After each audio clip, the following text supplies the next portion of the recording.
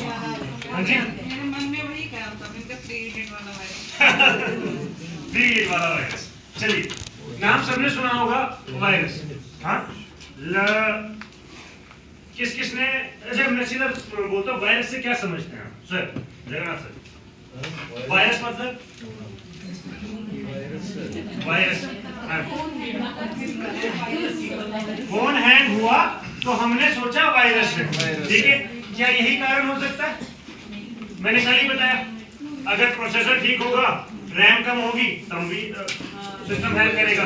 RAM तेज होगी, processor धीमा होगा, तब भी फोन हैंग करेगा। लेकिन वायरस का उससे लेना देना है नहीं। वायरस का फोन के हैंग होने से ज्यादा लेना देना नहीं है, लेकिन एक एंड पे जाके कहीं ना कहीं जब वो ऑक्युपाई कर देगा मेमोरी को, उसको क्रैश कर देगा, तब जाके हमारा फोन हैंग या सिस्टम हैंग कर सकता है। वायरस मतलब वायरस तो हर जगह फैला हुआ है।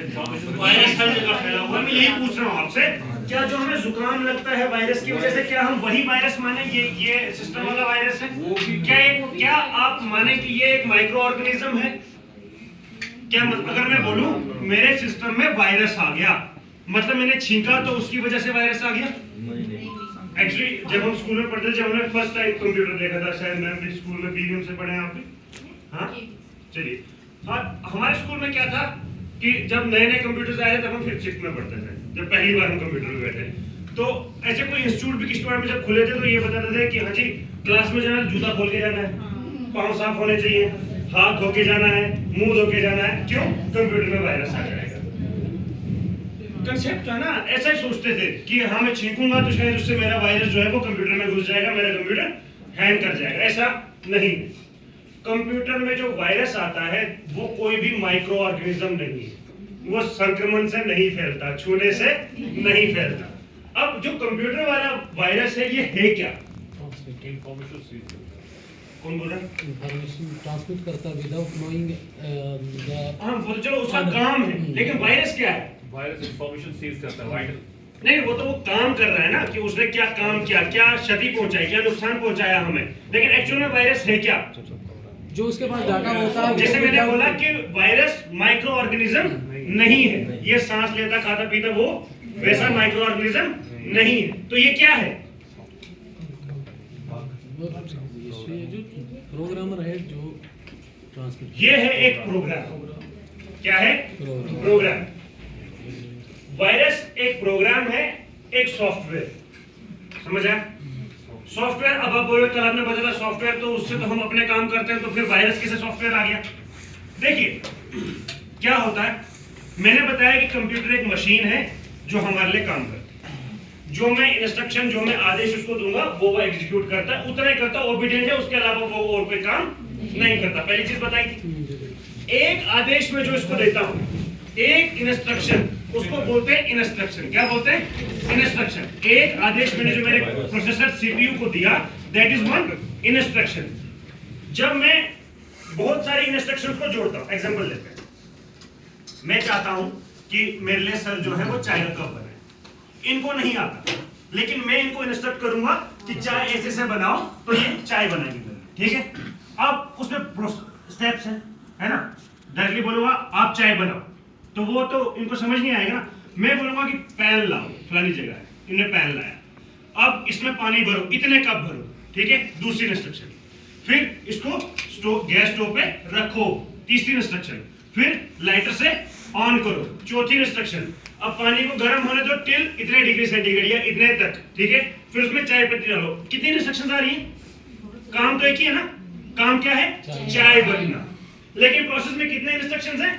सेट ऑफ इंस्ट्रक्शन, बहुत सारी, टिल द कंप्लीशन, जब तक ना मेरा वो आर्टिकल बनके तैयार होता है जो मैं चाहता हूं बनना, जो मैं यूज करना चाहता हूं चाय का वो कप, ठीक है। अब यहां पे क्या है, एक इंस्ट्रक्शन थी सिर्फ पैन लाना, one instruction, second, third, fourth, fifth, sixth, इसी तरह से कोई बंच ऑफ इंस्ट्रक्शंस बन गया 20, 25 या 30 का, जिसके एंड होते मेरा चाय का कप तैयार हुआ। समझ आया? एक इंस्ट्रक्शन और बंच ऑफ इंस्ट्रक्शन, जब बहुत सारी इंस्ट्रक्शंस को हमने जोड़ा तो एक प्रोग्राम बना। जब हमने बहुत सारी इंस्ट्रक्शंस को कंबाइन किया तो एक प्रोग्राम बना। प्रोग्राम क्या था? Making a cup of tea, that was a programme, वो एक प्रोग्राम था, ठीक है। अब क्या है, अब किचन में सिर्फ चाय बनती है, सिर्फ चाय नहीं बनती, खीर भी बनती है, हलवा भी बनता है, दाल भी बनती है, चावल भी बनता है, बाकी सारी चीजें, बहुत सारी चीजें बनती है ना, ठीक है। तो हर एक आर्टिकल के लिए, हर एक चीज के लिए एक अलग प्रोग्राम होगा, ठीक है। तो उन सारे प्रोग्राम्स को जब मैं जोड़ूंगा तो एक सॉफ्टवेयर बनेगा, किचन सॉफ्टवेयर। मान लीजिए एग्जांपल से समझा रहा हूं, ठीक है। तो किचन सॉफ्टवेयर के अंदर आपको सारे प्रोग्राम, सारे चीजें मिलेंगी जो जो आपको उसके अंदर चाहिए। समझाने की कोशिश कर रहा हूं कि जब मैं एक से ज्यादा इंस्ट्रक्शंस को जोड़ता हूं तो एक प्रोग्राम बनता है, जब बहुत सारे प्रोग्राम्स को जोड़ता हूं आपस में तो एक सॉफ्टवेयर बनता है। याद रहेगा इतना? मैं समझा पाया आपको? सबको समझ आया? Yes sir. नहीं आया? Yes sir. समझ आया? समझ आया। Okay sir. अब यहाँ पे देखिए, ये इंस्ट्रक्शन जो मैंने एक प्रोग्राम बनाया चाय बनाने का, वो एक कंस्ट्रक्टिव प्रोग्राम था। इससे कुछ फायदेमंद काम होने वाला था, या इसको यूज करने वाला जो दूसरा बंदा था, मान लीजिए अब मैंने जो सर से चाय का कप बनवाया, वो जो इंस्ट्रक्शन को मैंने सेव करके रखा एक प्रोग्राम, जब मैं उस प्रोग्राम को किसी और को दूंगा तो उसके पास तो लिखी हुई इंस्ट्रक्शंस आ जाएंगी।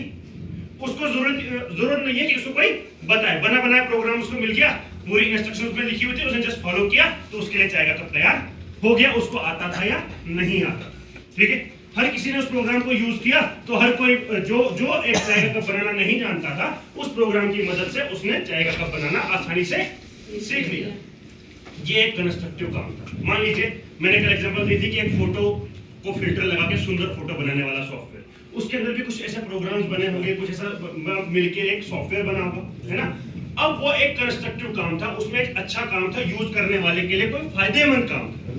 लेकिन कुछ असामाजिक तत्व भी होते हैं, हर फील्ड में होते हैं, है ना, जो अच्छा काम नहीं करना चाहता है, कुछ बुरा काम करना चाहता है, उल्टा काम करना चाहता है, ठीक है। अब यहाँ पे जो मैंने कंस्ट्रक्टिव इंस्ट्रक्शंस बना के एक प्रोग्राम को बनाया, उसने क्या किया, कुछ डिस्ट्रक्शन वाली इंस्ट्रक्शंस जो है वो बनाई, कि जैसे कोई इसको इंस्टॉल करेगा तो ये प्रोग्राम का काम है इसके अंदर से मेमोरी से जो भी फोटोज वीडियोज है उनको कॉपी करना, ठीक है, या इसके अंदर जो इसके वीडियोज है उनको डिलीट कर देना, या मेमोरी को ऑक्यूपाई कर देना। एक ही फाइल है, उसको कॉपी पेस्ट करके बढ़ाना इतना कि ये पूरी मेमोरी इसकी हैंग हो जाए। समझ पा रहे हैं कि एक काम जो कंस्ट्रक्टिव था, किसी एक बंदे ने वही काम यूज किया, वही इंस्ट्रक्शंस यूज की, लेकिन कंप्यूटर को सिखाया क्या, उल्टे काम।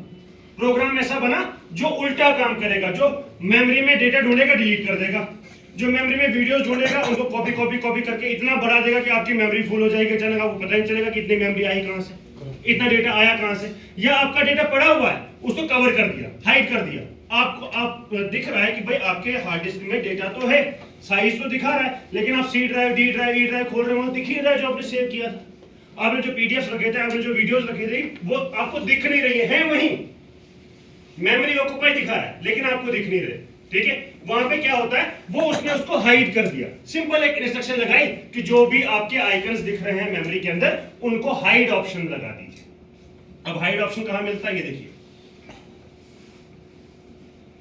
ये है यहाँ पे, ये व्यू मेन्यू यहाँ पे दिख रहा है, व्यू दिख रहा है, व्यू में जाएंगे आप, यहाँ पे देखिए हिडन आइटम्स, ये देखिए यहाँ लिखा है ना हिडन आइटम्स, ठीक है। ये अभी अनचेक्ड है, जैसे मैं इसको चेक करूंगा तो ये वो फाइल्स भी दिखाएगा जो इस सिस्टम के अंदर हाइड हैं। कभी कभी ऐसा होता है हमारे फोन में, हमारे लैपटॉप में डेटा दिखाता हार्ड डिस्क में कि हाँ जी इतना डेटा है, लेकिन अंदर आप ड्राइव खोलते वहां कुछ है ही, खाली है। उस वक्त अगर आप इस हिडन ऑप्शन को ऑन करेंगे तो आपकी जो सारा डेटा, फोटोज, वीडियो जो भी होंगी वो आपको दिखना शुरू हो जाएंगी। जस्ट उसके ऊपर जाके आपने राइट क्लिक करके उसको अनहाइड करना है तो वो वापस ऑन हो जाएगा। ये मैंने एक इंस्ट्रक्शन बताई, एक छोटा सा वायरस बनाने में क्या लगता है, एक सिंपल हिडन ऑप्शन जो है अप्लाई कर दिया, आपके सामने आपका डेटा था, लेकिन जो आम बंदा होगा उसको लगेगा कि ये डिलीट हो गया। ये ऐसा रहेगा कि मेरे पास मेरे फोटोज वीडियोस थे वो डिलीट हो गए, लेकिन वो डिलीट नहीं होते, वो आपकी मेमोरी में हिडन फॉर्म में वहीं पे होते, क्योंकि वो मेमोरी तो ऑक्यूपाई कर रखा होता है, ठीक है। इसी तरह के जो छोटे छोटे प्रोग्राम्स हैं, उनको यूज करते हुए बनते हैं वायरस। क्या बनता है, ऐसे प्रोग्राम्स जो कंस्ट्रक्टिव वर्क की जगह पे डिस्ट्रक्टिव वर्क का काम करते हैं, उनको हम बोलते हैं वायरस। बाकी वायरस कोई माइक्रो ऑर्गेनिज्म नहीं, ठीक है। अब दिक्कत ये है कि ये तो दुनिया में तो भरे बड़े लोग हैं जो ये उल्टे काम करते हैं, ठीक है, लेकिन हमने अपने गैजेट्स को, अपने लैपटॉप को, अपने कंप्यूटर को, अपने मोबाइल को इन वायरसेस से बचाना है।